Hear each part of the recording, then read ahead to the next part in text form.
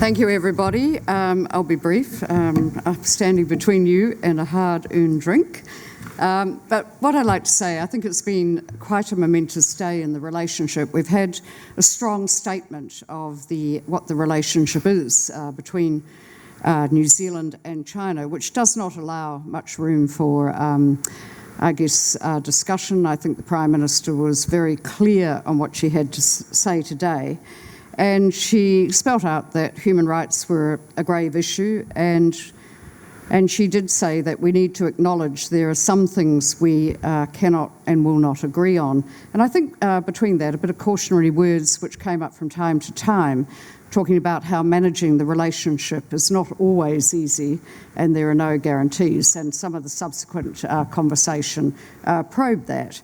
But however, she also counterpointed that with talking about the areas in which New Zealand does work together. I think the panel I enjoyed was probably the one with John Key and Helen Clark and Greg Foran. They were all on form, which is quite lovely, and I did get it was sort of like going back in history for a while there, remembering when two of them were Prime Ministers, and a suggestion that Mr Foran might actually think about that possibility himself, which I think at the moment Chris Luxon's there before him. But however, I think what was interesting was they did push back on the critics of New Zealand's stance, and I think that was of great value to the current government and the Prime Minister.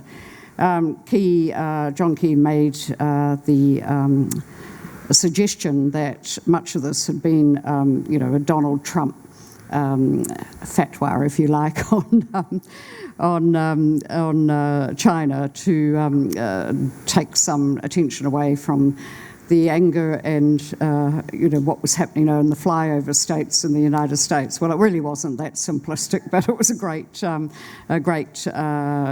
thing to roll out there. And I think with Helen Clark, where she talked about what I did like was because there has been some quite acerbic and, in my view, quite unfair comment about the New Zealand government's evolving stance on China, and she basically came out that some of this uninformed comment was a slur on New Zealand and on New Zealand's integrity, and I think that was a well-played comment. Michael. Thank you, Fran. I think we will all take something away, and for each of us it will be different. I have to say that I picked up on words at the start of the day, and when we talked about the relationship, we used the word significant, important, valuable. At the end of the day, it's a $33 billion relationship, and it's one that we're going to need to feed. I think John Key referred to China as a superpower, and I found myself asking if that was determining what it is or what it's going to be. But irrespective of what it is or what it might be, it's one that we're going to need to think about in a positive way.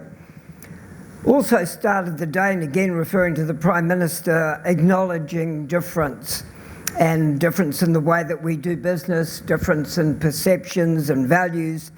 But I think, as the Prime Minister said, those differences should not define us. She also said that difference doesn't mean that things need to end badly. I rather liked Helen Clark's road bump, and it sort of stuck with me for the day because she made it quite clear that we can you can have things that you disagree on, but you don't have to put them on the table every time you talk and prevent yourself from having a conversation. And as she referred to, of course, was the road bump. You can go round it and then enjoy that road and all the things that come past it and the opportunities. It was something that'll stick with me for a little while. I think the focus quickly came back to the reality. It's a market of 600 million people. But if we're going to be successful, we're going to need to be deliberate, we're going to need to be planned, we're going to need to be strategic. I think Greg Foran reminded us that countries that trade don't go to war. I know the formation of my own organisation, the International Chamber of Commerce, the very reason that they pulled all the countries together was in that same belief that if those countries and European markets would work together and trade together, they may not go to war. We all know that was wrong, but I thought I would mention it. I think there was an interesting conversation around dual circulation. I think the big thing that came out of that for me was the suggestion that China may focus on its domestic market, but there will still be a huge opportunity for New Zealand. From the sector panel, tourism made a very strong expression of their intent, the move away from volume, the move to value, and indicated that their message and their marketing would be different. Paul spoke, and this was my interpretation, but again, it was like the bump in the road. He spoke of the lobster economy and the lack of need to have all of your lobsters in one market.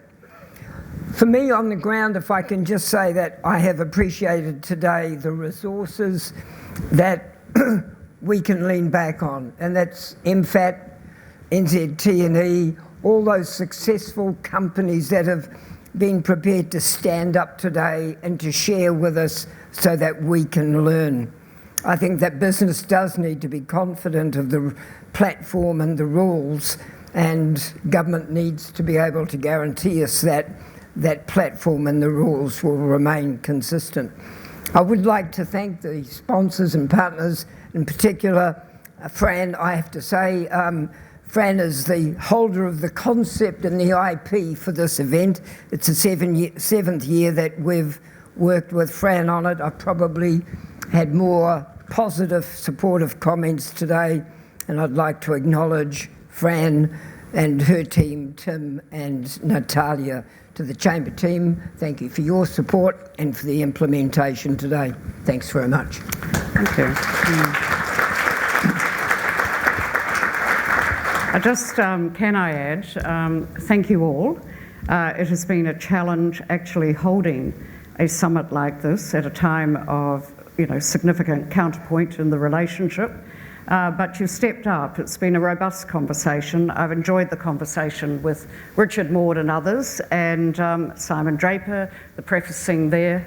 And it's important that we continue to have these conversations. They're not easy ones always, but they're done in good spirit, and I have found always over the years that people have contributed their best, and that it's been a very adult conversation, and frankly we don't get too many of these days. So thank you so much all of you for that.